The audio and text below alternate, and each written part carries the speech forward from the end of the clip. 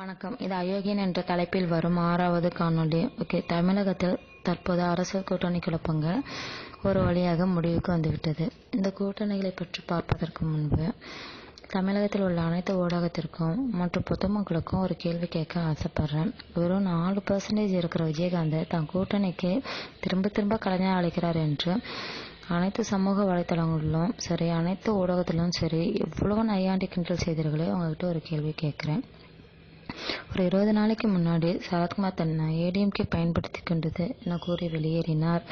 வெறும் 1% ஓட்டு கூட இல்லாத சரத்குமார், இன்னும் சொல்லப்போனால் கூட்டணியை விட்டு வெளியேறிய சரத்குமார் தனது போயஸ் காலனி வீட்டுக்கு வரவழைத்து கூட்டணி சேர்த்தாரு. இதை பற்றி ஏன் ஒரு விவாதம் கூட இந்த ஊடகங்கள் செய்யலை?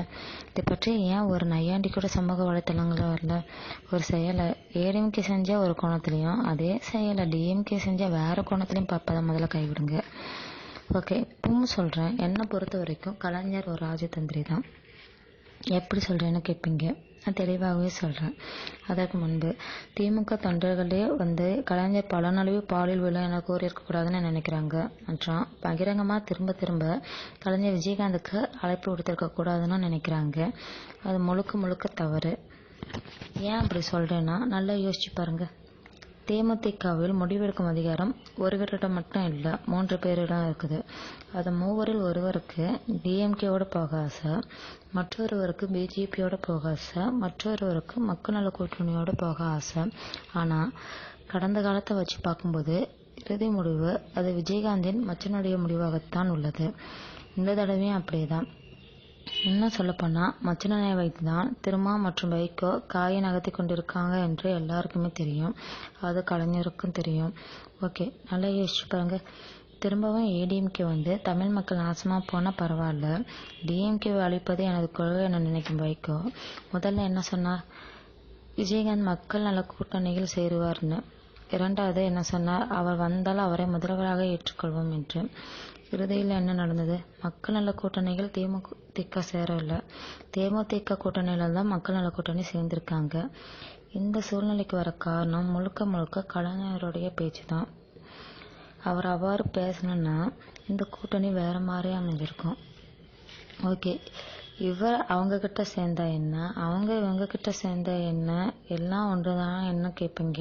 அதுதான் தவறு. கொஞ்சம் யோசிங்க. விஜயகாந்துக்கு எதிரி ஜெயலலிதா தான். அதே மாதிரி அவர்களுடைய தொண்டர்களுக்கும் தான். பிரச்சாரத்தின் போது விஜயகாந்த் ஜெயலலிதாவை பற்றி மிக கடுமையாக பேசுவார். மாறாக வைகோ திமுகவை பற்றி மிக கடுமையாக பேசுவார். ஏற்கனவே தேமுதிக தொண்டர்கள் என்ன நினைக்கிறாங்கன்னா, பார்லிமெண்ட் தேர்தலில் கூட்டணிக்காக உழைத்ததால் தான் ஏடிஎம்கேவுக்கு 37 தொகுதிகள் வெற்றி பெற்று கிடைத்தது, தேமுதிகவுக்கு ஒரு தொகுதி கூட வரலன்னு கோபத்தில் இருக்காங்க. அப்படி இருக்கிற சூழ்நிலையில பிரச்சாரத்தின் போது டிஎம்கேவை மட்டும் மிக கடுமையாக பேசும் வைகோவுக்கு எப்படி தேமுதிக தொண்டர்கள் வேலை செய்வாங்க? ஏன்னா ஏடிஎம்கே தொண்டர்களால் மிகவும் பாதிக்கப்பட்டவர்கள் தேமுதிக தொண்டர்கள். அதனால் தேமுதிக தொண்டர்களை பொறுத்த வரைக்கும் தேமுதிக வெறும் 124 தொகுதிகள் மட்டும்தான் நிற்குது. ஏன்னா வைகோவுக்கு போடுகிற ஒவ்வொரு ஓட்டும் அது ஜெயலலிதாவுக்கு தான்.